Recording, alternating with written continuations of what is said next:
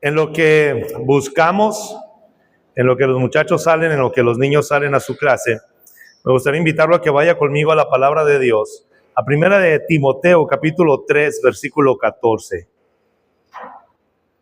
Primera de Timoteo, capítulo 3, versículo 14. Vamos a estar leyendo esta hora o estar estudiando este capítulo de Primera de Timoteo. Y aquí en este capítulo, en Primera de Timoteo 3, el apóstol Pablo, cuando le escribe al pastor de Éfeso llamado Timoteo, le está dando una serie de instrucciones, la manera en la cual se debe de conducir en la iglesia y la forma en la que él debe de guiar a la iglesia. Y tenemos que prestar bastante atención a la urgencia con la cual escribe el apóstol Pablo. Primera de Timoteo capítulo 3, versículo 14 dice: aunque espero ir pronto a verte, escribo estas instrucciones. El apóstol Pablo tiene en mente y en su corazón el deseo de ir a ver en un momento breve a Timoteo. Pablo está escribiendo desde un lugar donde está siendo preso, pero tiene el deseo y en su agenda está en primer lugar: tengo que ir a ver a Timoteo para ver cómo está la iglesia de Éfeso.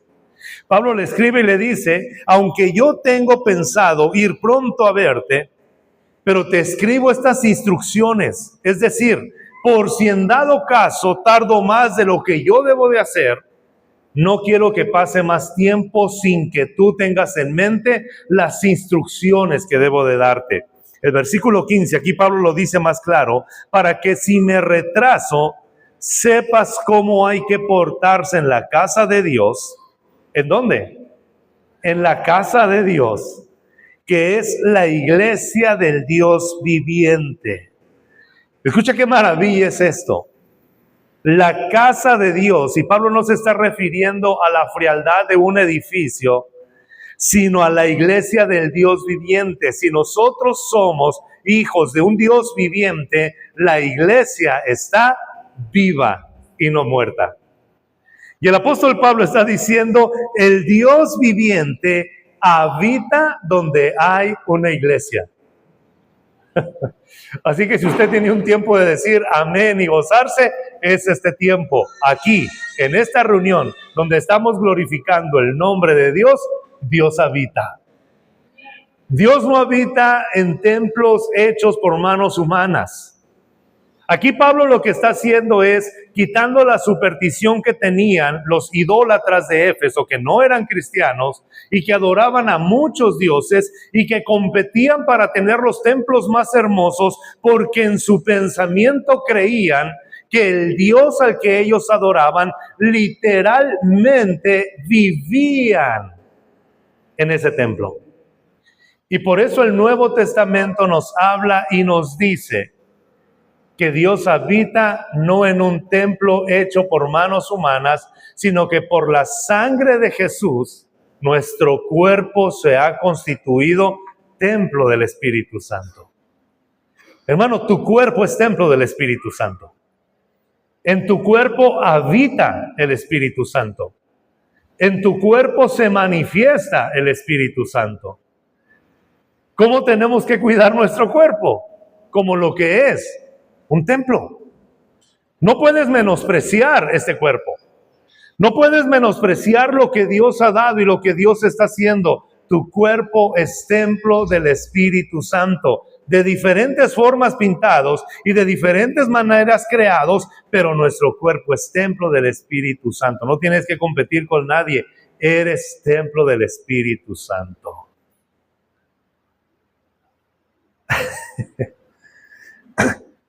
Pablo está hablando acerca de esto, porque cada persona que constituye la iglesia, al estar juntos, entonces Dios habita en donde está su cuerpo, y por lo tanto esa casa de Dios es la iglesia del Dios viviente. Y luego sigue diciendo el apóstol Pablo: columna y fundamento de la verdad. Esta es la iglesia. Si nosotros nos preguntamos por qué el Espíritu Santo inspiró al apóstol Pablo a escribir 3 cartas para saber cómo se conduce en la casa de Dios, cómo se administra la iglesia y cómo se vive en la comunidad, quiere decir que es algo sumamente importante. ¿Sabes cuál es una de las estrategias más graves que ha usado el enemigo en estos últimos tiempos? Es que nosotros vemos sin importancia la iglesia. Y puede llegar el enemigo a hacernos creer que esta reunión solamente es una reunión social en donde venimos, sentimos cosas bonitas al cantar y recibimos una palabra esperando emocionarnos y entonces regresar a casa y todo sigue normal. Pero para entender el concepto de iglesia, tenemos que ir al concepto de iglesia más claro que nos da el Señor Jesucristo. Vaya conmigo a Mateo capítulo 13, versículo 24. Pablo le dice a Timoteo, me urge que conozcas esto, porque necesitas saber conducirte en la casa de Dios. Ahora, Pablo no le está escribiendo a un recién convertido. Pablo no le está escribiendo a una persona que acaba de entregarse a Cristo y le está dando un manual de discipulado. Pablo le está escribiendo a Timoteo, que es el pastor de Éfeso, un hombre que ha caminado con Pablo aproximadamente 20 años, un joven que tiene mucha experiencia en el camino del Señor, que ha estado en la cárcel juntamente con Pablo, que ha visto los milagros de Dios, que ha sembrado otras iglesias. Es un hombre experimentado en el conocimiento de Dios. Pero Pablo le dice, tienes que saber cómo conducirte en la casa de Dios. No está escribiendo un manual de discipulado y de principiantes. Pablo le está escribiendo a un hombre llamado por Dios, ungido por el Espíritu Santo, contribuyendo a la iglesia y respaldado por el ministerio de una iglesia local. Es alguien que tiene conocimiento. Pero Pablo le dice, tienes que aprender.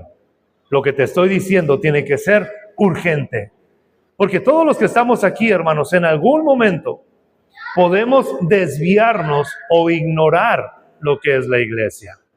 El enemigo es tan astuto que nos puede hacer creer que la iglesia solamente es parte de una organización o de una asociación que tiene que sostener una estructura más grande. Pero cuando hablamos de la Biblia, cuando hablamos de la iglesia a la luz de la palabra de Dios, tenemos que comprender el concepto bíblico de lo que es iglesia. Y la mejor descripción que tenemos de la iglesia es la que da el Señor Jesús de ella.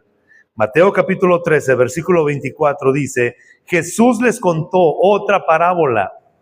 El reino de los cielos es como un hombre que sembró buena semilla en su campo.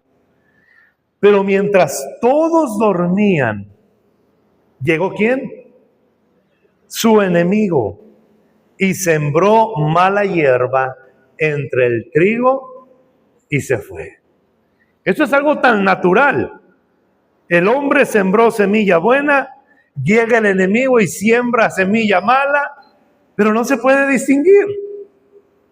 Mientras la semilla esté enterrada, nadie sabe qué es lo que se va a cosechar. Pero dice la palabra de Dios en el versículo 26, cuando brotó el trigo y se formó la espiga, apareció también la mala hierba. Los siervos fueron al dueño y le dijeron, Señor, ¿no sembró usted semilla buena en su campo? Entonces, ¿de dónde salió la mala hierba? Hay que prestar bastante atención a este detalle, porque los siervos de este señor conocían a su señor y sabían que él nunca habría de sembrar semilla mala. ¿Alguien está aquí? Ellos tenían y sabían y conocían fielmente a su Señor. Ellos sabían que su Señor nunca iba a sembrar mala hierba en el campo. Y eso lo tenemos que tener y retener. Espero que lo tenga en su mente para que sigamos adelante. Pero eso es lo que está diciendo los siervos. Señor, tú no puedes sembrar semilla mala. Tú siempre siembras una buena semilla. Versículo 28. Esto es la respuesta del Señor. Esto es obra de un enemigo, le respondió. Le preguntaron los siervos, ¿quiere usted entonces que vayamos a arrancar la mala hierba? Y escucha lo que responde el Señor. No, no sea que al arrancar la mala hierba, arranquen con ella también el trigo. No hay desespero, no hay angustia, no hay prisa, no hay un lenguaje de derrota. El Señor no dijo, ay, no, se echó a perder el campo. El Señor no dijo, ya no hay esperanza, hay que cortar todo lo bueno y lo malo. Escucha lo que dijo el Señor. No, espérense, dejen que el trigo siga creciendo, pero va a seguir creciendo la mala hierba. Pero yo sé que semilla sembré y esa semilla es fuerte y la mala hierba no va a acabar con ella. Pero si nosotros intervenimos y cortamos la hierba mala, puede que cortemos también la buena hierba. Así que mejor esperemos hasta que sean maduros, y cuando yo envíe a los segadores, ya aquí ya no habla de los siervos, ahora habla de los segadores. Yo les diré a ellos, recojan primero la mala hierba y átenla en manojos para quemarla. Después recojan el trigo y guárdenla en mi granero. Hay algo que aprender de este señor que sembró la semilla. No hay un pensamiento de derrota, no hay desesperación, no hay apuro. Él sabe lo que sembró. Si tú sabes lo que sembraste, no importa cuántos enemigos quieran contaminar tu siembra, si la siembra es buena, habrá una victoria asegurada. Es algo tan sencillo. El apóstol Pablo dice que hay una regla natural. Todo lo que sembrare el hombre, eso también segará. Si tú estás sembrando buena semilla, no te preocupes. Si tú estás sembrando convicciones, valores, principios y una vida de fe en Dios, no tengas temor. El mundo en algún momento habrá sembrado semillas malas en tus hijos. El mundo en algún momento va a sembrar ideas contrarias a lo que el Evangelio enseña. El mundo en algún momento va a estar tocando la puerta de tu corazón para contaminarte. Pero si tú estás teniendo una buena semilla, no debes de tener temor. El Señor no se preocupó. Ahora, eso es algo que nosotros también tenemos que ver. Es lo que Santiago nos dice en el capítulo 4. Toda buena dádiva y todo don perfecto proviene del Padre de las luces. Todo lo bueno que hay en la tierra viene de Dios. El hombre no tiene ningún mérito. Todo lo bueno y deleitable y saludable que hay en la tierra es lo que Dios ha sembrado. Todo lo que perjudica, todo lo que daña, todo lo que destruye, todo lo que acaba, es el hombre o algún enemigo el que lo ha sembrado. Pero si tú puedes distinguir esto y mirar a tu Señor, que todo lo bueno proviene de Él, tendremos muchas razones por las cuales agradecerle al Señor. Hay tanto por lo cual agradecer. Ahora, pero este es el reino de Dios. Esta es la iglesia. Y quizá pudiéramos pensar nosotros como estaban empezando los apóstoles y los discípulos. Ok, pero ¿qué sucede? ¿Cuál es la explicación? Porque vemos un término tan sencillo en lo agrícola y cualquier persona que estaba escuchando al Señor Jesús pudiera decir, bueno, pues eso me ha pasado a mí en algunas ocasiones. Pero tú estás diciendo que así es el reino de los cielos. Vaya conmigo al versículo 36 del mismo capítulo. Una vez que se despidió de la multitud, entró en la casa, se acercaron sus discípulos y le pidieron, explícanos la parábola de la mala hierba del campo. Explícanos la parábola de la mala hierba del campo. Y el Señor Jesús empieza de la siguiente manera.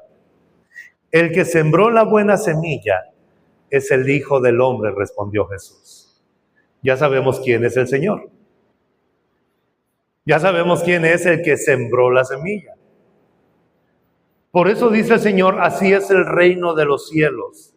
El que siembra la buena semilla es el Hijo del Hombre, es Cristo. A esto vino el Señor, a sembrar en la tierra una buena semilla que antes de que Él muriera y resucitara, no había en la tierra. Antes de que Cristo fuese, la semilla que Él siembra todavía no estaba. Y esta es la semilla. El campo es el mundo. Es en todo el mundo. Y la buena semilla, escucha bien, representa a los hijos del reino. ¿Sabes quién es la buena semilla? Tú. Tú eres la buena semilla. Tú eres la buena semilla que Dios ha puesto en esa familia disfuncional, destrozada y con problemas. Tú eres la buena familia que Dios ha puesto en ese trabajo donde todo mundo reniega y no encuentra sentido. Tú eres la buena semilla que Dios ha puesto en ese vecindario donde puede haber muchos problemas. Tú eres la buena semilla que Dios ha puesto en ese matrimonio. Tú eres la buena semilla en el campo de este mundo. Tú eres la buena semilla. Y el Señor que siembra la semilla nunca se equivoca. Todas las veces que tú has pensado, es que yo creo que debía haber nacido en otra familia, es que yo creo que debía haber crecido en otro lugar, es que yo creo que debería de haber nacido en otro país, es que yo creo que debería de haber estado en otra parte. Ese pensamiento no viene de Dios, viene del enemigo que trata de decirte que alguien se equivocó donde te sembró. Pero en esta hora yo quiero decirte a la luz de la palabra que el buen Señor que siembra nunca se equivoca y que en el hogar donde te sembró era donde tenías que estar. Él no se equivocó. Él no se equivocó al plantarte. Ahora tú piensas y muchas veces nos sentimos como, pero sé que puedo hacer algo más. Falta mucho más en mi vida. Creo que debería de crecer. Creo que debería de hacer más cosas. Todos tenemos esta sensación. Porque la semilla no es el fruto. La semilla es el potencial de lo que puede llegar a ser. Dios te planta donde te puso, no porque ya alcanzaste todo, sino conforme vayas creciendo y desarrollándote y extendiéndote, vas a ser de gran bendición en donde tú te encuentras en este momento. Dios no se equivoca al plantarte donde te plantó. Eres una buena semilla. Eres una semilla que tiene que llegar a crecer. En este capítulo de Mateo capítulo 13, el Señor habla de muchas formas acerca del reino de los cielos por medio de parábolas. Y una parábola que Él usa también es acerca de un hombre que plantó una semilla de mostaza, que es la más pequeña de todas las semillas. Pero cuando la plantó, dice, al tiempo creció y se vuelve el árbol más grande de todas las hortalizas, de tal manera que las aves ponen su nido en ellos y las bestias del campo se acuestan debajo de su sombra. Dios tiene un plan contigo y ese plan no es abortarte en la tierra, sino que crezcas, te extiendas y seas de bendición en donde tú estás. ¿Por qué, Señor, sufro tanto? Yo soy el único cristiano en mi casa. La gente se burla de mí. Las personas no me quieren. Mis amigos, mi familia se avergüenzan. Ya no quieren relacionarse conmigo porque eres la semilla que está quebrando la tierra y que va a ser de bendición en esa familia. Eso eres.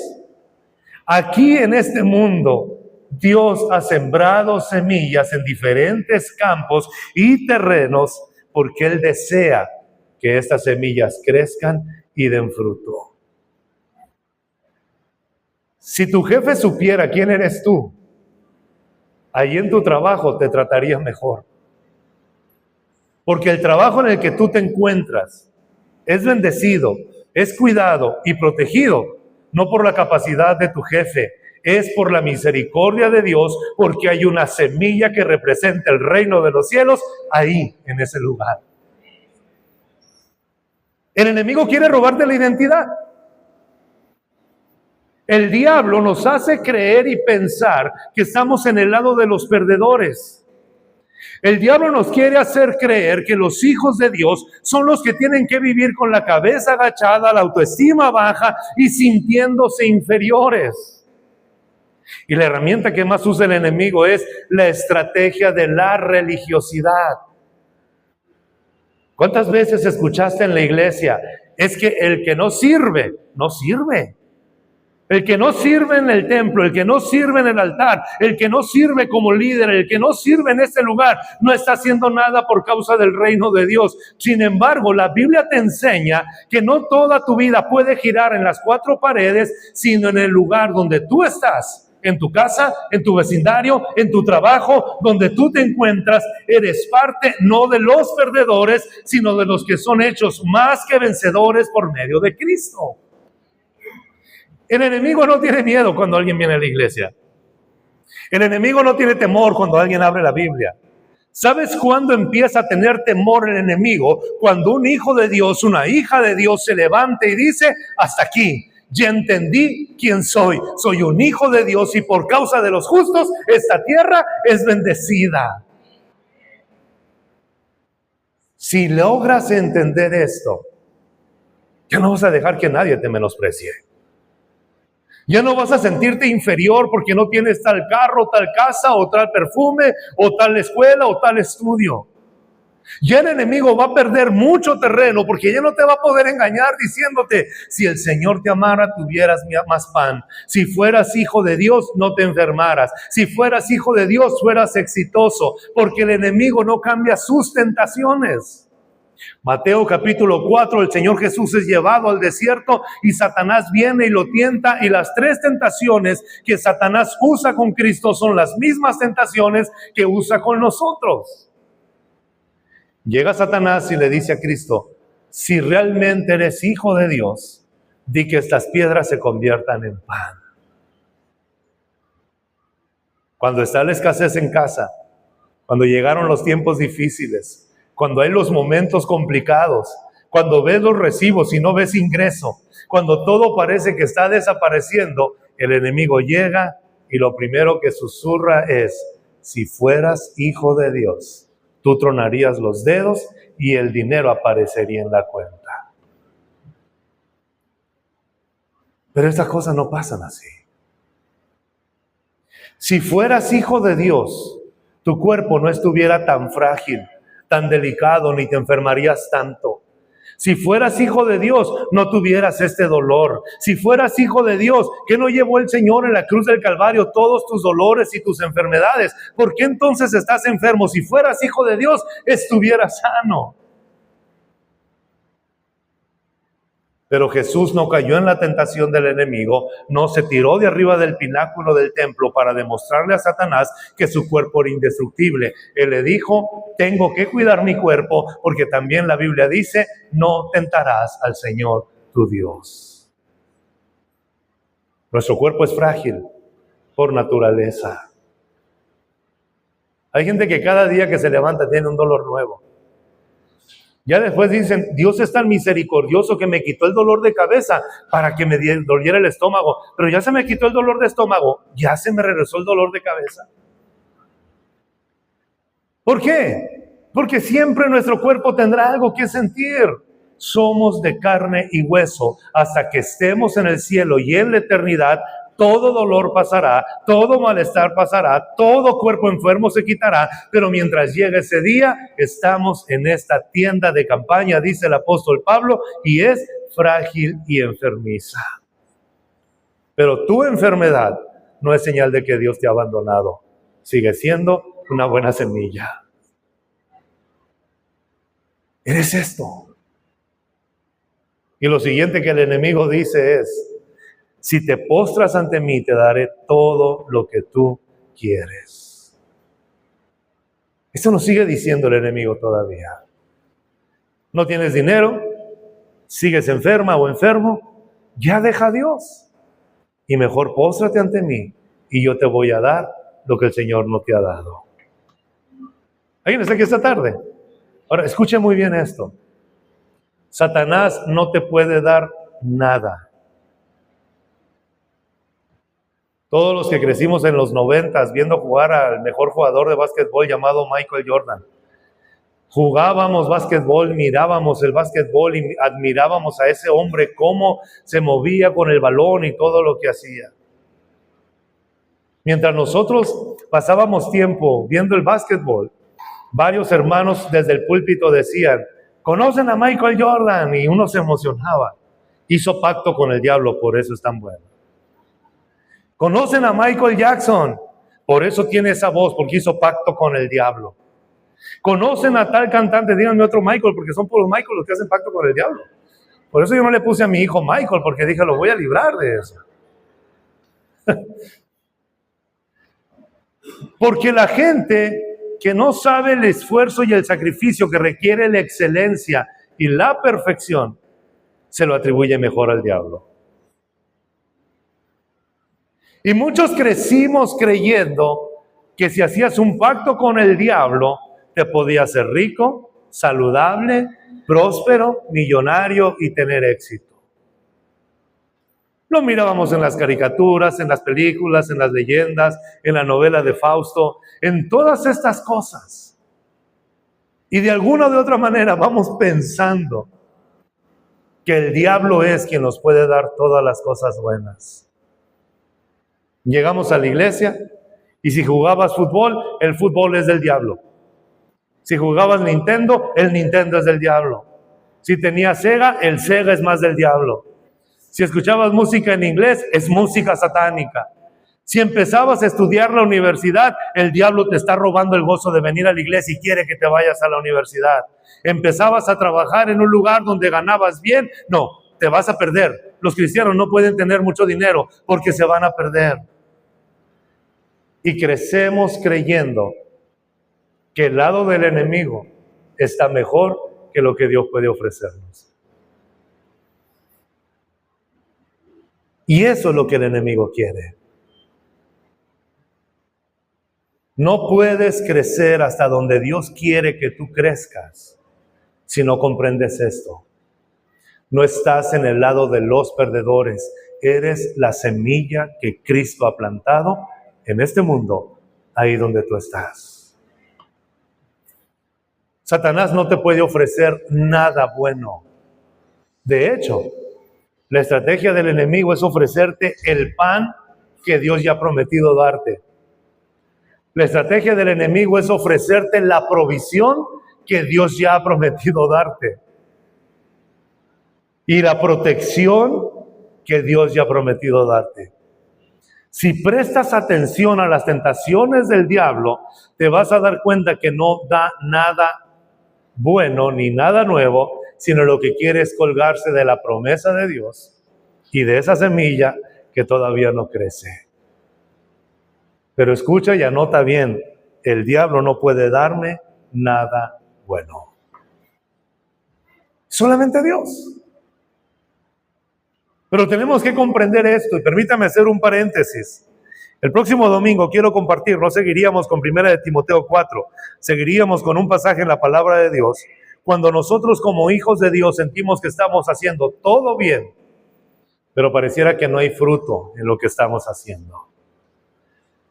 El Señor Jesús dice, el campo es el mundo, la buena semilla representa a los hijos del reino y la mala hierba son los hijos del maligno. Tú no eres la mala hierba. Pareces, pero no eres. Tú eres la buena semilla. No te creas lo que te diga el enemigo. Tú eres lo que trae alegría, luz y sal a este mundo. ¿Cuál es la cosecha? Es el final de los tiempos. Señor, ¿por qué no acabas de una vez con todos los malos en este tiempo? Porque si el Señor arrasara con todos los malos, dañaría también a todos los buenos. Porque en este tiempo, tú miras las noticias, escuchas en las redes y dices que el Señor acabara con toda la maldad. Pero en tu familia hay personas que todavía no se han entregado a Cristo. Pero en tu vecindario, en tu trabajo, hay personas que tú amas por las cuales tú estás orando y clamando al Señor para que vengan a Cristo. Y si Dios nos hiciera caso y dijéramos, acaba con todo lo malo, también nos dañaría a nosotros, porque se irían muchas personas que nosotros amamos. Es que Dios es bien injusto, ¿por qué no acaba con los malvados? ¿Y tu hermano? ¿Y tus hijos? ¿Y tus padres? ¿Y tus primos? ¿Y tus amigos? ¿Y tus hermanos? Dios es sabio. Dios es bueno. Llegará un tiempo en el que esto suceda, pero Dios es tan misericordioso que está esperando que todos procedan al arrepentimiento para salvarlos. El enemigo juega tanto con nuestra mente y si no tenemos la sagacidad de atacar con la palabra de Dios el pensamiento del diablo, nos vamos a creer que Dios es injusto porque no acaba con la maldad. Pero a la luz de la palabra, leyendo el mensaje de Cristo, puedes comprender por qué todavía no se arranca la mala hierba. Dios tiene misericordia de tu familia, de tus amigos. ¿Alguien está aquí esta tarde? Esto es la iglesia. La iglesia son los hijos del reino. Y la iglesia es el momento en el cual todos nos congregamos para exaltar y bendecir el nombre del Señor juntos.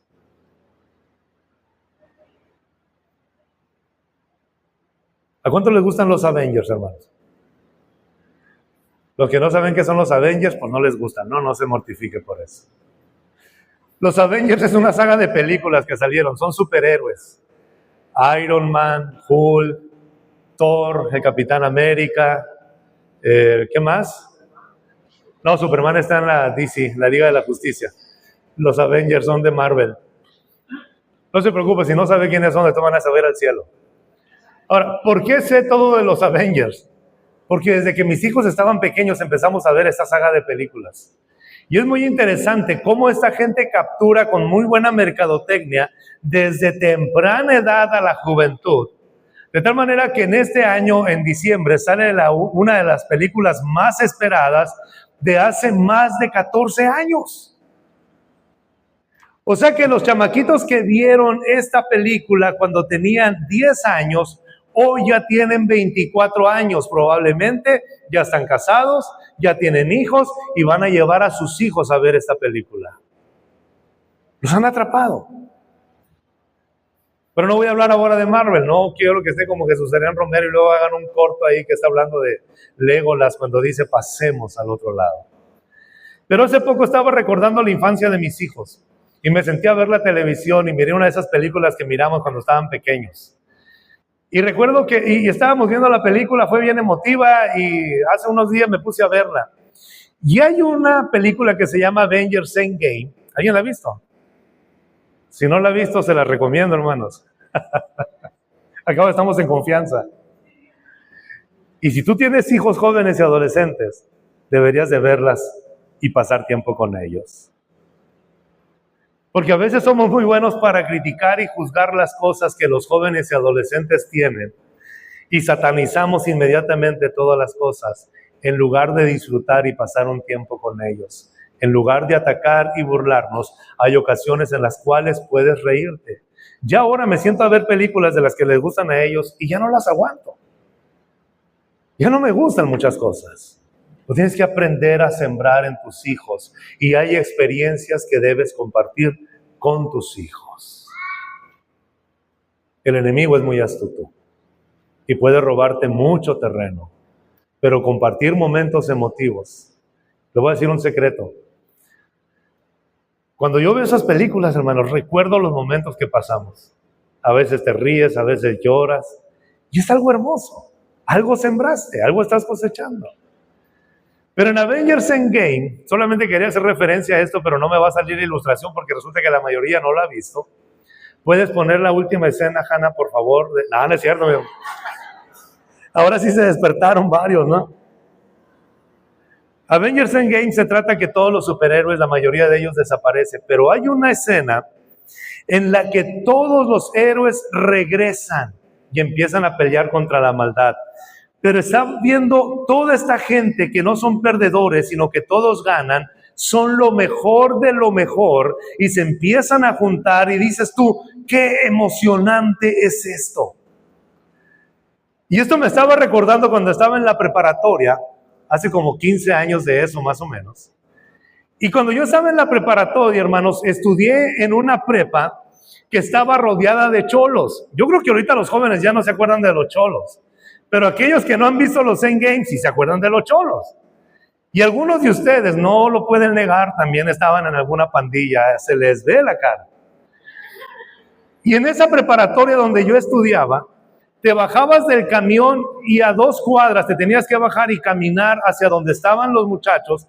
Te bajabas del camión y en cuanto te bajabas, ahí estaban 7 chamacos sentados en cuclillas, con una gorra para atrás, con un cigarro, y en cuanto te bajabas, luego te decían, morro, saca un peso. Y tú sabías que ya no era un peso. Era todo, se te lo iban a quitar. No, no traigo nada. ¿Cómo que no traes nada? Y te esculcaban y se sacaban el dinero. Te ibas a la escuela sin dinero. Había uno que otro considerado que decía, te voy a dejar 2 pesos para el camión de regreso. No querían perder a los clientes. Llegábamos. El caso que en el salón donde yo estaba, miraba de lejos, más o menos como esta distancia, y mirabas cuando se bajaban. Todos estábamos cansados. La gente le llamaba a la policía, llegaban las patrullas, nomás los saludaban, se reían con ellos y se iban. Estábamos hartos. El tercer año, cuando yo estaba en la preparatoria, recuerdo que estábamos todos en clase cuando vimos que se bajó un camión, se baja alguien de ahí, se levantan los 7 o 8 cholos y empiezan a quitarle el dinero a uno de los compañeros. Empezamos a ver eso y había como ese sentimiento de impotencia y de desesperación. Cuando vemos que salen corriendo 3 del otro salón a brincarse el cerco y detrás de ellos un maestro, y el que nos estaba dando clases a nosotros dijo, hay que entrarle, y corrió. Y todos los de la escuela corrimos, nos brincamos el cerco y a corretear a esos 7 jóvenes hasta que los alcanzaron. Llegó la policía y decía, suéltenlos. Y decían los que estaban ahí, ¿por qué los vamos a soltar? Toda la escuela salió corriendo y fue la última vez que se pararon esos enemigos. Eso está más emocionante que Endgame. Todavía recuerdo eso, hermanos, ver a todos los compañeros corriendo. Nos unimos porque teníamos un enemigo en común y todos pertenecíamos a un mismo grupo. Jamás volvieron a hacer frente a estos. Estuvimos en paz y gracias a ese episodio, todas las generaciones estuvieron más tranquilas. La iglesia es esto. Es la reunión de lo mejor que hay en los trabajos, en las familias, en las escuelas, y venimos a exaltar y a bendecir a aquel que nos ha plantado en el lugar correcto donde estamos para exaltar su nombre. Y cuando un enemigo se acerca, sea el diablo, el pecado o el mundo, tú no te vas a unir con él, lo vas a atacar por amor a tu Señor y por amor al hermano que tienes a tu lado. Ya no perteneces a este mundo, somos lo mejor que hay en esta tierra. Lo necesitas entender. Porque muchos años el enemigo puede estarte haciendo creer que tú no eres nadie, porque todavía no tienes el éxito que sueñas, porque todavía no es sano de lo que tienes, o porque todavía no creces como quisieras. Esta hora solamente quiero recordarte lo que dice Mateo capítulo 13. El Dios que sembró la semilla, el Señor que sembró la semilla, no se equivoca, no está desesperado, Él es perfecto, y donde tú estás o donde tú creciste, era el lugar donde tenías que crecer. Cada circunstancia, cada situación, cada momento, cada palabra, cada desprecio, cada miedo, cada noche llorando, cada cosa que tú has pasado, Dios no la ha ignorado, pero te tiene aquí con un propósito, porque tú eres una semilla que Él plantó. Por eso Pablo está tan preocupado con Timoteo, y lo que le está diciendo es, Timoteo, tú no estás cuidando a un grupo de perdedores, tú no estás cuidando a un grupo de ignorantes, tú no estás cuidando a un grupo de personas sin capacidad, tú estás cuidando las semillas que Cristo ha sembrado en esta tierra. Por lo tanto, tienes que saber cómo comportarte. La reunión de la iglesia no es una reunión de entretenimiento. La reunión de la iglesia no es una reunión social. La reunión de la iglesia no es una reunión donde solamente venimos a perder el tiempo. La reunión de la iglesia es donde se nos cuida y se nos capacita para ser la mejor representación del reino al que pertenecemos. Algunas veces he escuchado, qué salada es iglesia, no hacen ninguna fiesta, porque el propósito de la iglesia no es entretener, no es divertir, no es social, es capacitar y desarrollar las semillas que Cristo ha plantado en tu trabajo, en tu escuela, en tu casa y en tu vecindario. Tú eres la semilla que Cristo ha plantado ahí. Por eso Pablo está diciendo, Timoteo, tienes que saber, y es urgente. Voy a ir a verte, pero en lo que llego, quiero que entiendas esto, cómo conducirte. Vaya conmigo a Efesios capítulo 4, versículo 11. ¿Cómo trabaja el Señor de esta manera en la vida de la iglesia? Efesios capítulo 4, versículo 11 dice, la forma en la que Dios cuida esta semilla. Él mismo constituyó a unos como apóstoles, a otros profetas, a otros evangelistas y a otros pastores y maestros, a fin de capacitar al pueblo de Dios, subraya ahí, o si quiere anote a un lado, al semillero de Dios para la obra del servicio, para edificar el cuerpo de Cristo. Hay una función de quien cuida la semilla de Dios. Y esa función es instruir, capacitar y guiar. No solamente Timoteo tiene que saber cómo conducirse, sino tiene que saber cómo guiar y cómo van a conducirse las demás personas. Primera de Timoteo capítulo 3, vaya conmigo desde el versículo 1. El apóstol Pablo habla, inspirado por el Espíritu Santo, acerca de la manera y de la forma en la cual habrá de ser edificado el cuerpo de Cristo. Primera de Timoteo 3, versículo 1, dice de la siguiente manera, se dice y es verdad que si alguno desea ser obispo, a noble función aspira. Se dice y es verdad que si alguno aspira o anhela guiar, cuidar, proteger y enseñar al pueblo de Dios, buena cosa desea. Nadie es pastor a la fuerza. Dios nunca te va a obligar a hacer algo que tú no quieres hacer. Escuche bien esto. ¿Alguien está aquí todavía, hermanos? La característica de un buen líder es que un buen líder desarrolla las capacidades y fortalezas de alguien. No obliga a que una persona haga las debilidades o lo que no le gusta hacer. Presten atención, papás, dueños de empresas. Por lógica, tú debes de saber en dónde alguien es fuerte y ahí muestra su fortaleza. Perdemos mucho tiempo en tratando de convencer a alguien que no es fuerte en una área para que lo haga y te desgastas en eso. Recuerdo cuando estaba en el seminario, había un ministerio carcelario donde había en el Consejo Tutelar de Menores, había jóvenes que iban y predicaban en ese lugar. Y recuerdo muy bien que se hacían equipos y mandaban a personas. Y recuerdo cuando me llamaron a mí, me dijeron, te toca predicar el sábado en el Cotume. Le dije, yo no puedo ir ahí. ¿Por qué? Porque no voy a ir. Sé que no estoy capacitado para predicar. Yo miraba a todos los que iban al Cotume, hermanos, eran puras personas que venían de un contexto de donde iban a estar predicando. Yo sabía que no lo iba a hacer. Después me dijeron, tienes que ir a predicar en los camiones y vamos a ir todos. Y cuando les dije, yo no puedo ir a predicar al camión, inmediatamente noté que dijeron, no, sí, como no puedes ir, sí vas a ir, tienes que hacerlo.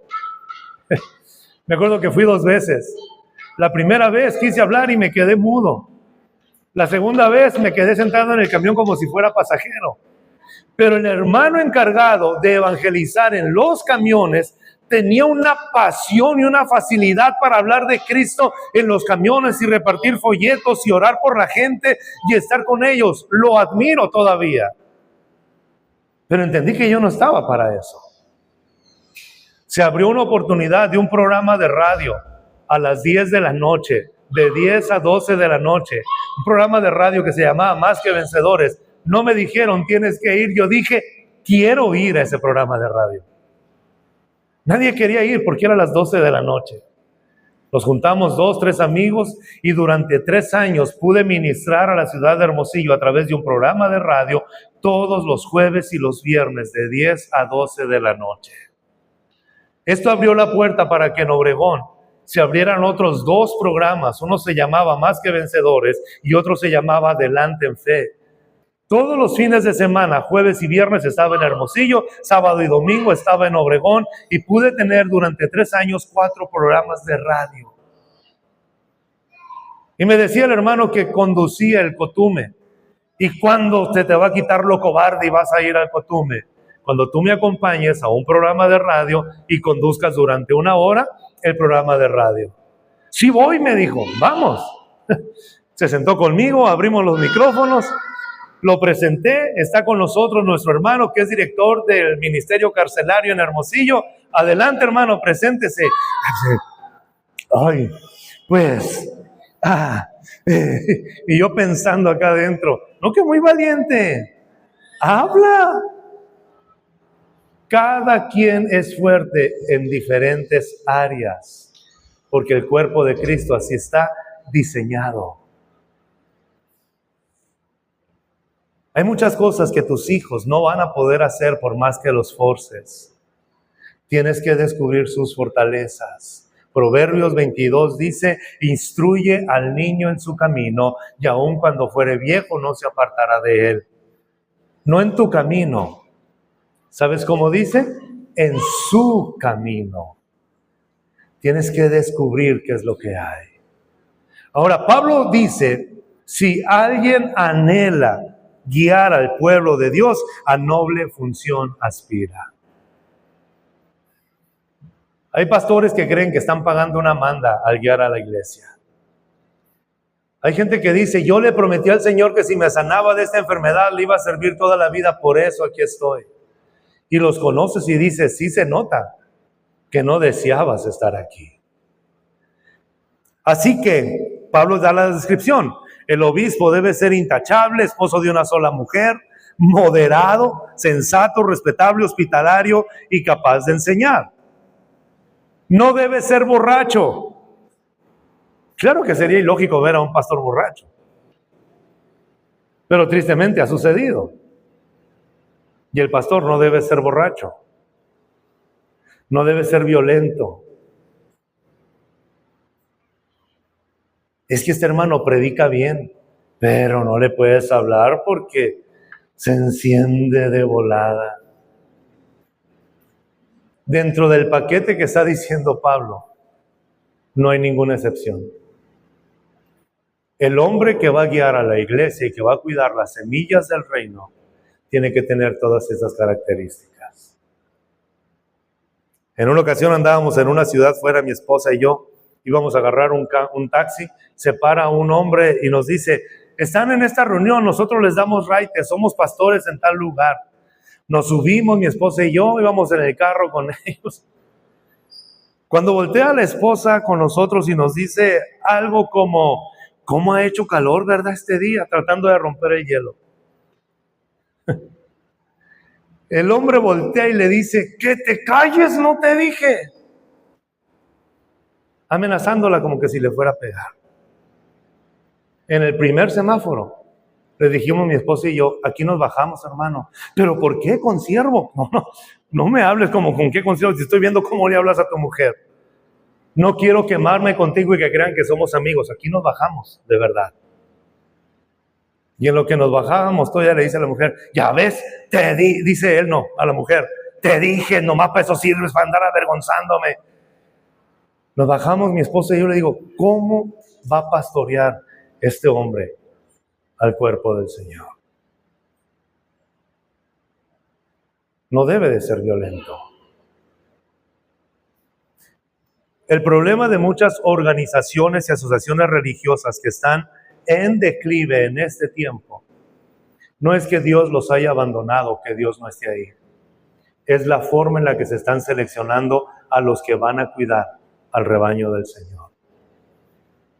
Cuando alguien me pide una recomendación de alguna iglesia, lo primero que hacemos nosotros es investigar al pastor más que a la iglesia.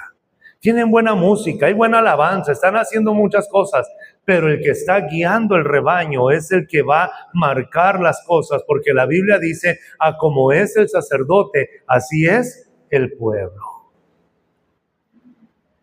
Nos dio tristeza y de verdad, hermanos, nos duele cuando escuchamos de hombres que están guiando a congregaciones y la vida de ellos no está ejemplificando ni viviendo dignamente como el Señor marca que esto sea. Porque es amigo de tal persona, porque es compadre de tal persona, porque se lleva bien con tal persona. En esa hora yo estoy convencido y seguro que ustedes no solamente están escuchando mis predicaciones, y eso no me lo reveló carne ni sangre.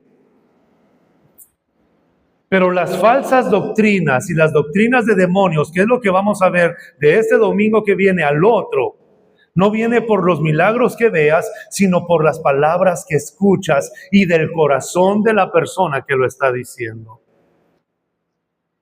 Pablo está diciéndole a Timoteo, si hay alguien en la comunidad que desea guiar a la iglesia, tiene un buen deseo, pero que no se te olvide, Timoteo, que estas son las características. Y lo principal es que no debe ser borracho ni violento.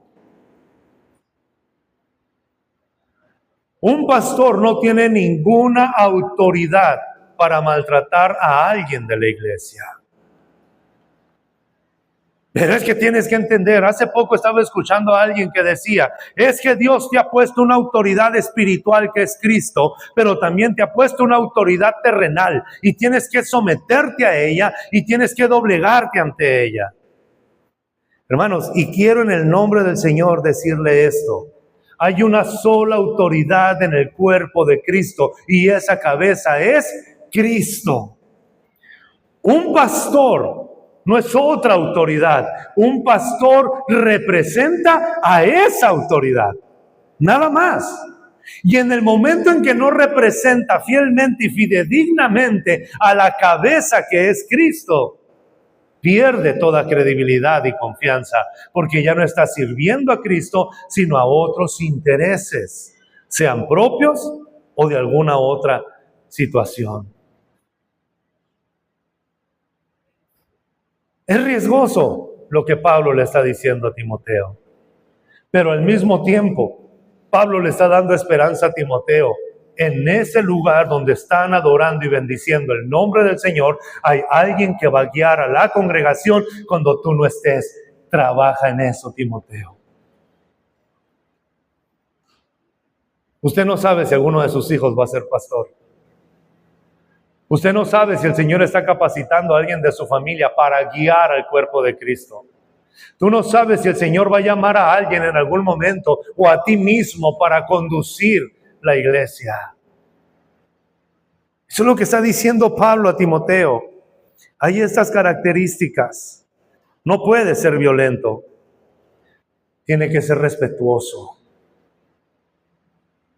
Imagínate, yo no me puedo imaginar a un pastor burlándose del defecto de alguien, burlándose de la incapacidad de alguien, burlándose o haciendo inferior a otra persona. No puede ser. El pastor tiene que ser respetable y respetar.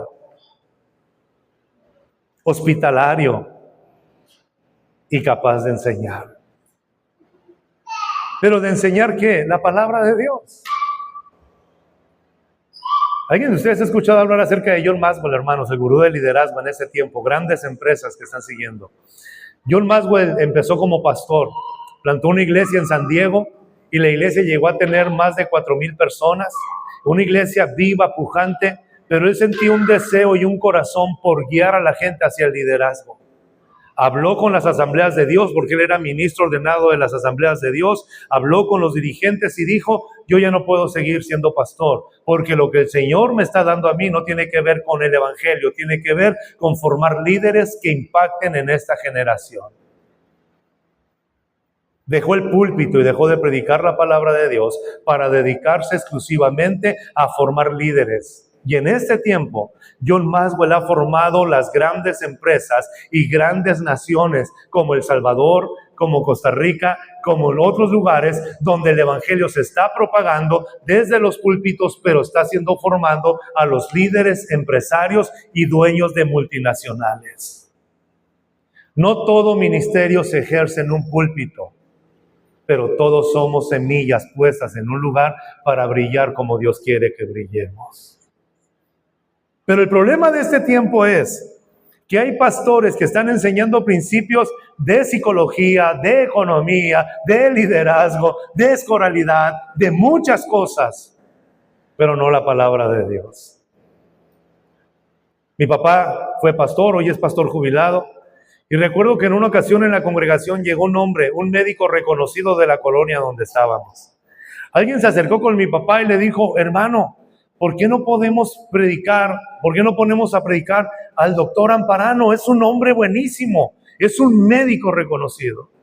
Y recuerdo la respuesta que dijo mi papá: en su campo es un experto, pero en la palabra le falta mucho conocimiento. Y el error que se comete muchas veces es creer que si alguien es excelente en su campo, ya está capacitado para predicar. Se convirtió Yuri, hermano, gloria a Dios por ello, pero el otro domingo ya la tenían predicando. Es experta en una rama, pero no tiene capacidad de enseñar. ¿Alguien está aquí esta tarde? Jala multitudes, pero no tiene esto. Vaya conmigo al versículo 3. No debe ser borracho ni violento. Versículo 4, perdón. No, sí estamos en el versículo 3 y no estoy borracho, No debe ser borracho ni violento, sino respetuoso, apacible y no amante del dinero. No debe de tener amor por el dinero. Qué interesante es esto. Tampoco va a odiar el dinero, pero no debe de ser amante del dinero. Porque si alguien ama al dinero, no puede amar a Dios. Mira el reloj de $125,000 que el Señor me dio, y cuándo te lo va a dar a ti. Tienes que darme honra si tú quieres tener este reloj también. No, ese no es, no, hermano, estoy usando metafóricamente un ejemplo. Versículo 4. Debe gobernar bien su casa y hacer que sus hijos le obedezcan con el debido respeto. No obligar, no golpear, no forzar. Saber ganarse la voluntad de sus hijos. La voluntad de tus hijos no se quebranta a golpes. ¿Sabes cómo se quebranta la voluntad de tus hijos? El Señor nos los dice en Oseas: con cuerdas humanas te atraje, con cuerdas de amor te llamé. A veces malinterpretamos tanto los versículos bíblicos. Cuando la Biblia dice: fórzalos a entrar, y lo que nosotros entendemos es a pellizcones y coscorrones y cintarazos, pero vas a ir. Creemos que eso es forzarlos a entrar. Tenemos que conocer un poco más el contexto. Deme un minuto en este paréntesis y luego nos vamos a más tiempo extra, ¿no? La Biblia menciona muchas veces que la gente llegaban con Cristo y lo forzaban o le rogaban: Señor, ven a mi casa. Y dice la Biblia, y le rogaban: ven a mi casa. Porque en la costumbre judía, rogar no es forzar, ni golpear, ni lastimar. Forzar o rogar es presentar lo bueno que yo quiero que comas. Cuando alguien llegaba, cuando dice la palabra de Dios, y un leproso le rogó que fuera a su casa, ese hombre llamado Simón lo que le dijo fue: maestro, ven a mi casa. Compramos una coca de 3 litros y le vamos a poner hielo. Y Jesús decía: no. Entonces, con esto no era la oportunidad de decir, bueno, no quiso venir, sino daba la oportunidad para que el hombre dijera, y ese refresco lo vamos a acompañar con una carnita asada que está bien blandita. Y el Señor decía, no voy a ir. Y entonces el otro le rogaba y le decía, la mujer ya hizo las tortillas de harina para el muñeco. Hay aguacate y salsa tatemada. Ya trajeron el ingrediente secreto y lo molieron en el molcajete. Y entonces el invitado escuchaba del anfitrión todas las cosas. Eso era rogar y forzar. No era pellizcar, coscorronear o golpear. Vamos a la iglesia, hijo. Que el Señor nos va a bendecir con su presencia.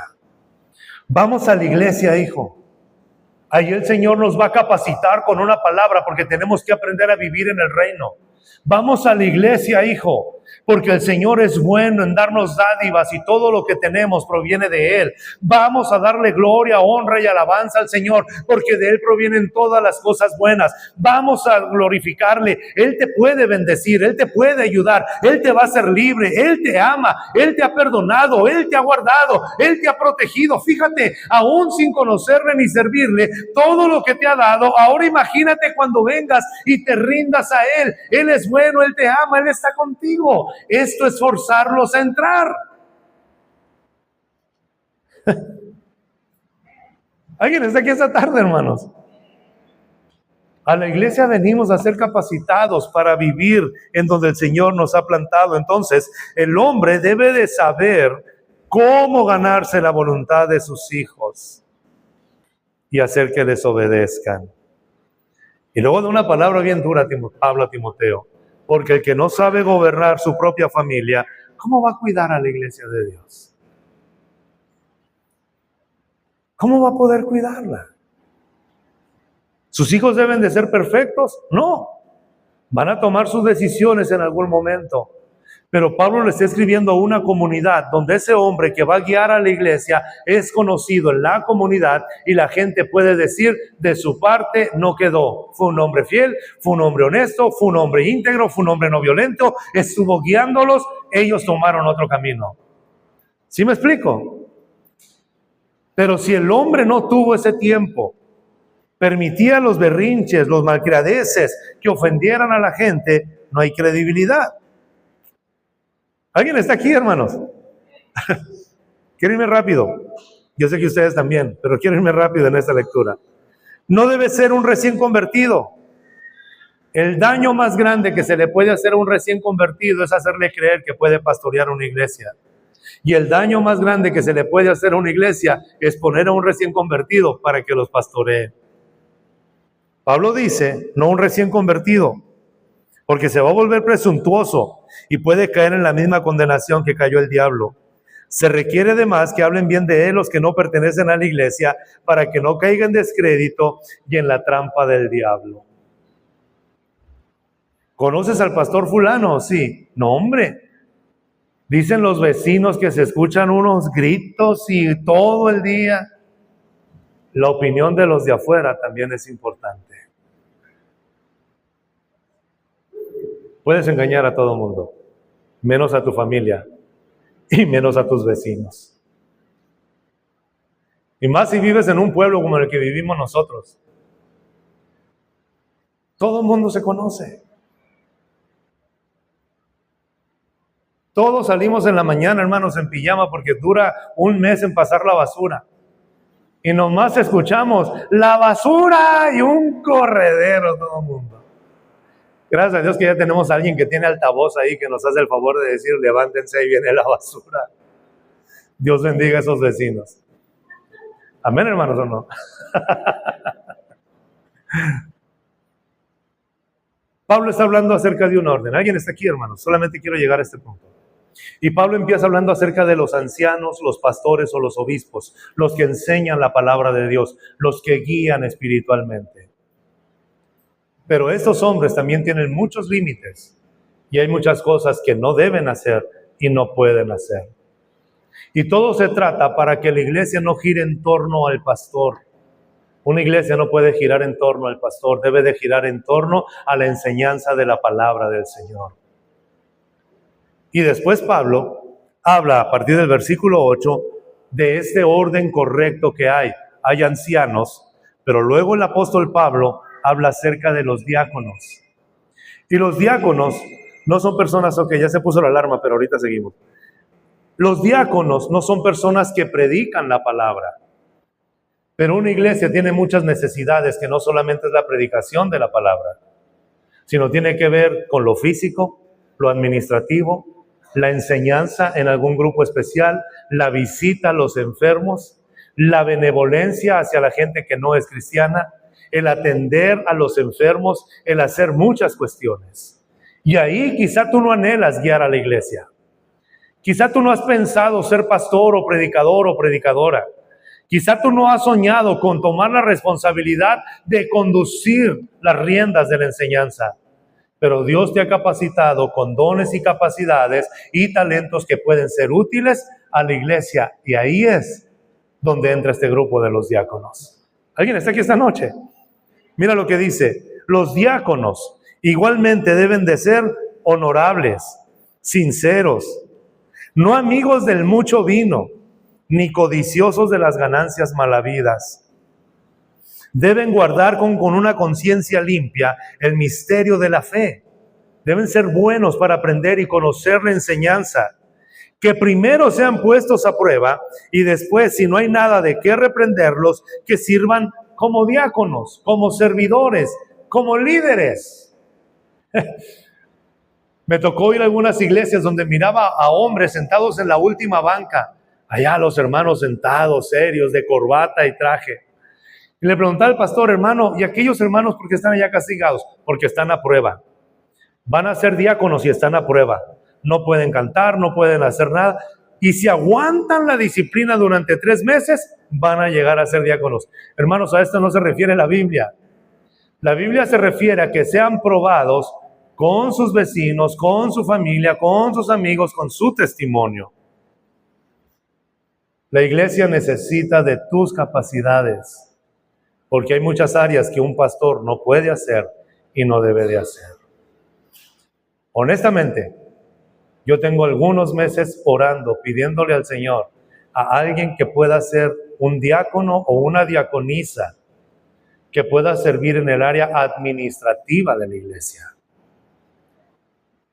Alguien que esté preocupado y ocupado en eso. Hace poco y en algunas ocasiones hemos estado en un funeral, estoy a punto de ministrar o estoy visitando a un enfermo y de repente alguien me llama y me dice, hermano, no hay papel en la iglesia. Y es cuando le digo a mi esposa, yo creo que deberíamos de tener a alguien que se haga cargo de todas estas cosas. Hermano, ¿cómo vamos con el pago de la renta? Y es algo en lo cual estamos preocupados, enfrescados, orando. Pero si hubiera alguien encargado en el área administrativa, gloria a Dios por ello. Hay muchas áreas. Y estamos hablando de la organización de la iglesia, el orden correcto que requiere una iglesia. ¿Sí están en esto, amados? Lo necesitamos. Y esto es tan espiritual como la predicación del evangelio. Por eso el apóstol Pablo está poniendo los requisitos de los diáconos, llenos de fe, no tengan nada de qué ser reprendidos, que no sean dados al mucho vino, que guarden la palabra de Dios, que tengan buen testimonio, que no tengan ganancias deshonestas. Versículo 11. Ahora tú miras a un hombre y dices, tiene todos los requisitos. Y Pablo habla y dice acerca de algo muy importante. Pero ahora también mira a su esposa. La esposa de los diáconos deben de ser honorables, no chismosas ni calumniadoras, sino moderadas y dignas de toda confianza. Porque el diácono va a conocer todas las cosas que hay en una congregación. Y es triste cuando tú quieres depositar en alguien algo de confianza y haces un comentario. Y ese comentario que hiciste en confianza ya lo supieron 4 o 5 personas más. Hay una virtud necesaria si quieres servir al Señor. Y eso se llama prudencia y sabiduría.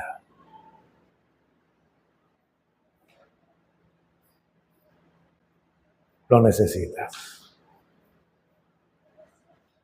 Yo sé que en esta iglesia no te ha pasado y oro para que nunca te pase. Pero ¿cuántas veces te ha tocado escuchar de alguien que le platicó algo a su pastor en confianza? Y el siguiente domingo era la ilustración de la predicación.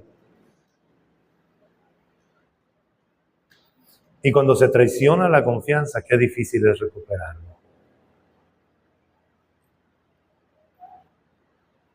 O en un grupo de oración pusieron, hermanos, hay que orar por tal hermana que está pasando con esta debilidad o por este hermano. Quiero que te des cuenta lo importante que es esto. El orden necesario en una iglesia. Alguien que enseñe la palabra de Dios, pero alguien también que atienda los asuntos de suma importancia. Hechos capítulo 6 nos habla acerca de esta importancia. Cuando los apóstoles dijeron, nosotros no podemos estar sirviendo a las mesas porque nos vamos a descuidar de la palabra y de la oración. Dennos todo el tiempo para predicar la palabra, para enseñar la palabra y para orar por la congregación, y seleccionen a 7 diáconos llenos de fe, del poder del Espíritu Santo, de buen testimonio, para que ellos se encarguen de todo lo administrativo y físico de la iglesia. Yo creo que si yo les dijera, levanten las manos, o levante la mano aquel que ha sentido alguna inquietud por servir al Señor, pero no sabes qué es, porque no sabes predicar y no quieres predicar, no quieres cantar, no quieres tocar, pero aquí mismo, en este lugar, en este momento, están los diáconos y las diaconisas que el Señor va a usar para fortalecer a esta iglesia local. Esa inquietud el Señor te la va a poner. Esos son los requisitos. Que la esposa de los diáconos no sean calumniadoras, sino moderadas y dignas de toda confianza. Ahora, el líder en la iglesia debe de ser esposo de una sola mujer, gobernar bien a sus hijos y a su propia casa. Y los que ejercen bien el diaconado se ganan un lugar de honor y adquieren mayor confianza para hablar de su fe en Cristo Jesús. Lugar de honor, no lugar de honra. Hoy se habla tanto de la honra. Dale honra a tu pastor. Dale honra al líder. Dale honra a quien fundó esto. La Biblia no habla de honra a los hombres, pero la Biblia sí habla acerca de honor a quien te está sirviendo. Trátalo de una manera honorable y respetable. Se ha ganado un lugar, trátalo con honor. Pero ningún pastor, ninguna familia pastoral, ningún líder merece tu honra, merece tu trato con honor. La única vez que la Biblia dice que honres a alguien, ¿sabes a quién es? Honra a tu padre y a tu madre. Pero de ahí en fuera, las personas no van a recibir honra, merecen honor. Y ese lugar se gana. No es automático. El Señor nos ha permitido pastorear varias iglesias. Y hay iglesias a las que llegamos, hermanos, y la gente bien linda, desde que llegábamos nos trataban bien, como si nos hubieran conocido de toda la vida. Decía mi esposa, qué a gusto aquí, qué bien, gloria a Dios. Pero nos tocó algunas iglesias donde llegábamos y la gente nos miraba como si viniéramos de otro planeta. Y le decía a mi esposa, tenemos que ganarnos un lugar. Tenemos que ganarnos el lugar y tienes que estar consciente de eso. Esta gente no nos conoce. Le están quitando a alguien que amaron durante muchos años. Tenemos que ganarnos un lugar y es clamar, orar y pedirle al Señor que nos dé gracia con ellos. Tus hijos, hermanos, te los tienes que ganar. A tus padres te los tienes que ganar. A tu familia te los tienes que ganar. Gánate un lugar de honor. Y la iglesia debería de ser el lugar donde se nos capacita para ganarnos a las personas. ¿Están aquí, hermanos, todavía? Préndele el café, Jesús, ya. Que no se me duerman. Jesús nos dice cómo se puede ganar el lugar de honor. Y la regla que nos da el Señor Jesús es la siguiente: trata a todos los hombres como quieres que a ti te traten. Si tú eres la semilla que Dios ha plantado en ese trabajo, si tú eres la semilla que Dios ha plantado en esa familia, si tú eres la semilla que Dios ha plantado en ese matrimonio, en ese vecindario, si tú eres la semilla que Dios ha plantado en tu entorno, entonces tú eres quien debe empezar a tratar a los demás como quieres que te traten. Nos frustramos porque no me tratan como yo me merezco, porque no me tratan como yo soy, porque no me tratan como yo creo que me traten. Toda la vida vas a vivir amargado y amargada si quieres que te traten como tú lo has planeado. El Señor Jesús nos da la cura para las buenas relaciones. Trata a los demás como tú quieres que te traten. Así de fácil. Tú eres la semilla del reino, no eres la semilla del maligno. En mis años de juventud, cuando estaba en la preparatoria, también me tocó trabajar de bolero en una bolería muy grande. Lustraba los zapatos, echarle crema, grasa y a trabajar ahí. Nos encantaban los clientes que llegaban y que nos trataban bien. ¿Cómo vas, mijo? ¿Estás estudiando? Sí, te voy a dar doble propina para que le eches más ganas a la escuela. Pues era la oración, Señor, que puros de esos lleguen. Pero también llegaban unos clientes que, ¿y qué? ¿No te queda bien? ¿Eres un bueno para nada? Ojalá te pusieran a hacer otra cosa. ¿Para qué te ponen aquí? Y mira, y sabes, cualquiera que ha tenido atención al cliente, que tú no moldeas a los clientes. Ellos llegan y son como son. El desafío es tú no perder la esencia de quien eres. Tú eres la semilla que Dios ha plantado. Pórtate a esa altura. No debería de ser así. Qué malos están estos tamales. Allá en el otro puesto los venden mejor. Ore por ellos. Señor, cámbiales el paladar, refínales el paladar. ¿Están aquí conmigo, hermanos? Así de importante es, escucha, y lo digo con mucho amor, con mucho respeto. Un hombre puede equivocarse al poner a alguien a guiar a una iglesia por diferentes intereses. Porque a lo mejor tú puedes evaluar y pensar, tal persona dicen que es pastor, pero no llena estas características. Pero Dios no le va a confiar su iglesia, su semilla, su tesoro a alguien que no tenga estas características.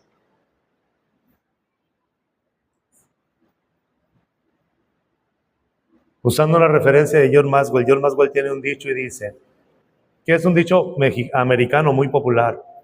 Dice, aún un reloj descompuesto da la hora correcta 2 veces al día. Lo voy a volver a decir. Aún un reloj descompuesto da la hora correcta 2 veces al día. Y Dios en su misericordia en algún momento usó a alguien para traerte una palabra que necesitabas en algún momento. Pero Dios no le confía a su iglesia a alguien que no refleje el carácter de Cristo. Lo que está haciendo el apóstol Pablo es describiéndote el carácter de Cristo. Porque Cristo es el que cuida la iglesia. A veces venimos tan viciados de una fibra de control. Pastor, ¿puedo salir de vacaciones? ¿Y por qué no? Pues es que no quiero estar en rebeldía. Ve. Hay gente que cree que el pastor tiene que saberlo todo. ¿No supiste que tal hermano vendió su carro? No, no te dijo. No, ¿por qué? Porque no me lo tiene que decir. Edad tiene. El pastor no está puesto para tener control. Está puesto para compartir la palabra de Dios y guiarte de la manera en la que Dios quiere que tú seas. Versículo 16, versículo 14. Aquí es donde empezamos y aquí es donde vamos a terminar. Aunque espero ir pronto a verte, escribo estas instrucciones para que si me retraso, sepas cómo hay que portarse en la casa de Dios, que es la iglesia del Dios viviente, columna y fundamento de la verdad. Escucha. No dice la columna, dice esta iglesia es columna. Pablo habla de la casa de Dios en lo general, en todo el mundo. Ustedes y yo solamente somos una columna en esta casa. No somos la mejor iglesia. No somos la iglesia perfecta. No somos la iglesia que todo mundo va a desear. Pero somos la iglesia que Dios ha reunido y congregado y estamos siendo obedientes. Cada iglesia local tiene una esencia, tiene un sabor, tiene un valor, tiene algo que contribuye. Somos una de las muchas columnas que hay en todo el mundo. ¿Sí me escucha bien en esto? Por eso no puedes tener dos iglesias. Por eso no puedes pertenecer a dos iglesias, porque la iglesia local tiene su esencia, su sabor, su aroma. Requiere compromiso, requiere empeño, requiere echarle ganas, va a requerir de tu contribución en todos los sentidos, pero somos una columna que hasta aquí donde estamos el Señor nos da. A veces puede haber la desesperación y pensar, ¿por qué no crecemos? ¿O por qué sí crecemos? Yo he entendido que uno es el que siembra, otro es el que riega, pero ¿sabes quién da el crecimiento? Dios. ¿Por qué no usamos una estrategia de crecimiento, hermanos? Porque no se necesita. El crecimiento natural de una iglesia viene acompañado del reforzamiento de esa congregación. Y esa fuerza está en la palabra de Dios. Somos columna. La iglesia puede fallar, la iglesia puede equivocarse. Y créanme, que al igual que muchos de nosotros, muchas veces volteas atrás y dices, esta iglesia está bien mal, esta iglesia está perdida, esta iglesia se está perdiendo. Y hubo un tiempo en el que mi esposo y yo empezamos a caer en ese juego y dijimos, tenemos que detenernos. Porque dentro de esas comunidades hay almas y corazones hambrientas de la palabra de Dios. Oremos por ellas, que la semilla buena crezca. Y si en algún momento tiene esa maceta que moverse de entorno, se tiene que mover, porque si no, no va a crecer. Cuando en un púlpito se deja de enseñar la palabra de Dios, el gozo empieza a desaparecer, la tristeza empieza a abundar, el pecado parece más fácil. Necesitamos estar en el entorno que Cristo quiere que crezcamos.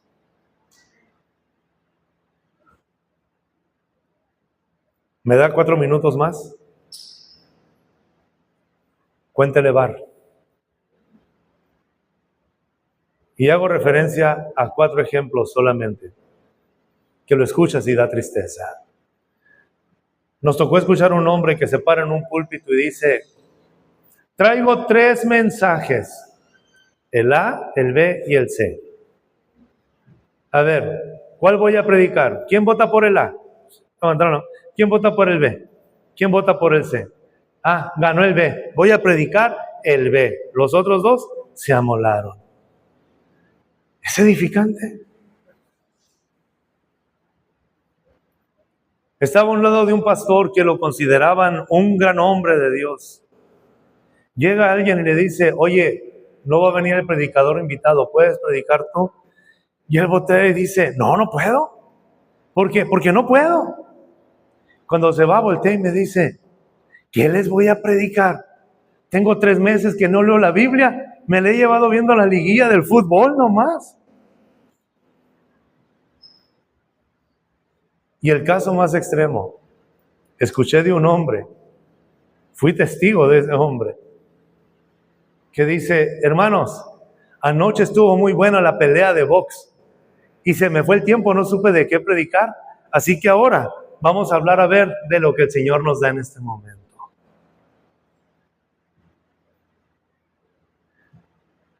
La iglesia no merece esas faltas de respeto. Tienes que entender quién eres.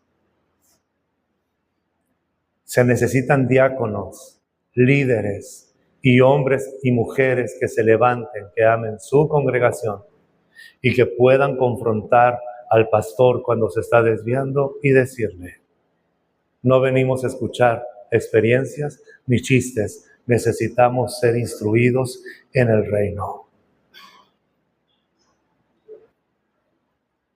Lucas dice, la iglesia de Berea era más noble que cualquier otra iglesia. Porque cuando Pablo predicaba, ellos se iban a la Biblia para ver si era cierto lo que estaba diciendo. Examinaban, escudriñaban. Mi interés no es de que tú conozcas mi vida personal. Eso no te va a servir de nada. Pero Dios sabe y conoce mi corazón, que mi anhelo es que conozcas la Biblia y crezcas en el conocimiento de la Biblia. ¿Por qué? Porque Pablo está diciendo, la iglesia es columna y fundamento de la verdad. Versículo 16. Y Pablo termina esta parte tan interesante, este orden necesario y esta forma de organizar la iglesia. ¿Alguien está aquí esta tarde, hermanos? ¿Sí estamos en esto? O sea, porque todo gira en torno a lo que es Primera de Timoteo, capítulo 1, versículo 15. Esto es lo que les dije, este es el corazón del capítulo 1 de Timoteo. Pero no solamente es el corazón del capítulo 1 de Timoteo, es el corazón de todas las cartas pastorales. Y no solamente es la carta pastoral, es el corazón de toda la palabra de Dios, tanto del Antiguo como del Nuevo Testamento. Para los que no lo recuerdan, Primera de Timoteo, capítulo 1, versículo 15, dice: porque este mensaje es digno de crédito y merece ser aceptados por todos, que Cristo Jesús vino al mundo a salvar a los pecadores, de los cuales yo soy el primero. Este es el mensaje de la iglesia. Cristo vino a rescatar a los pecadores. Eres la semilla que Dios ha plantado en tu familia, en tu trabajo, en tu lugar donde vives, para que la gente sepa que tienen esperanza y que el pecado no va a tener la victoria, que Cristo vino a rescatar a los pecadores. Y la iglesia te capacita para esto. Nos hemos gozado estudiando cada uno de estos capítulos. Hay tanta riqueza en la Biblia. Y termina el apóstol Pablo en el versículo 16 recordando esto. Timoteo, ¿por qué tiene que ser tan cuidadoso la selección del anciano y del diácono? ¿Por qué tienen que vivir a esta altura los ancianos y los diáconos? ¿Por qué tienen que vivir a esta altura la esposa del anciano y de los diáconos? Escucha, porque no hay duda de que es grande el misterio de nuestra fe. Él, es decir, Jesús, se manifestó como hombre. Fue justificado por el Espíritu, visto por los ángeles, proclamado entre las naciones, creído en el mundo y recibido en gloria.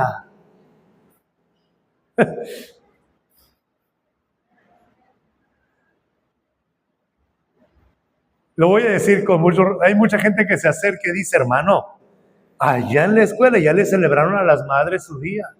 ¿Y estuviste tú ahí? Sí. Yo no lo necesito, entonces en la iglesia, no te preocupes. En la escuela a los niños ya les hicieron fiesta, ya no lo necesitan en la iglesia.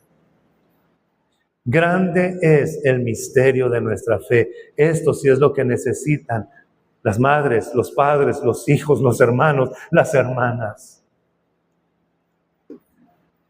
Que Cristo se manifestó como hombre. El apóstol Juan dice: si alguien niega que Cristo vino en carne, no es de Dios. Fue justificado por el Espíritu. No quiere decir que Cristo necesitaba ser justificado como nosotros. Ustedes y yo pasamos de ser culpables a ser tratados como justos por medio de la sangre de Cristo. Pero aquí, cuando está diciendo el apóstol Pablo que Cristo fue justificado por el Espíritu, fue vindicado. Es decir, cuando tú vas a presentar un ensayo y un trabajo, presentas la justificación. Todo lo que voy a decir y todo lo que voy a plasmar y todo lo que voy a defender ser es por esta razón. Ahora, cuando dice la Biblia que Jesús fue justificado por el Espíritu Santo nos está diciendo, el mundo fue creado por Cristo, la cruz fue elevada por Cristo, tu sangre o la sangre de Él fue derramada para que tú fueras perdonado, pero todo es por Él, para Él y de Él. Él es la causa de todas las cosas. Todo el universo fue creado a causa de Cristo. Él es la justificación de la eternidad, la justificación del Padre diciendo, todo lo que he hecho, lo he hecho por mi Hijo. Visto por los ángeles, proclamado entre las naciones, creído en el mundo y recibido en la gloria. En esto debe de girar todo el mensaje de la iglesia. Y esa es otra historia. Es muy importante el mensaje que se te ha confiado. La iglesia no tiene otra razón más que proclamar al mundo que Cristo es el Salvador, que hay esperanza, que Él es justificado y que Él nos justifica. Lo necesitamos. Oremos para que el Señor nos permita, hermanos, siempre ser una iglesia donde podamos ser capacitados para la gloria y la honra de Dios y donde puedas tener las herramientas para enfrentar las tentaciones mañana, pasado, en tu casa, en el trabajo y donde quiera que vayas. No hay otro lugar, solamente la iglesia.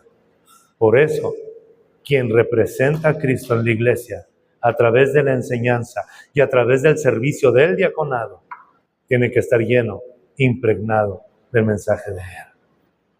Hay un propósito en la enseñanza, capacitarte para que muestres a Cristo donde has sido plantado y para que en su momento sirvas en la iglesia, en donde el Señor te puede llamar. Oramos en esta hora. Amado Señor, te damos gracias en esta noche. Que tu palabra, Señor, quede marcada en nuestro corazón. Que como pastor, Señor, pueda transmitir tu palabra al corazón de tus hijos para capacitarles, mostrarles tu mensaje. Espíritu Santo, ministra el corazón de cada uno de nosotros. Señor, si hay personas en este lugar a las cuales tú has estado llamando o inquietando, Señor, permítenos desarrollarles, conocerles, Señor. Señor, como iglesia local tenemos varias necesidades que solamente tú puedes suplir.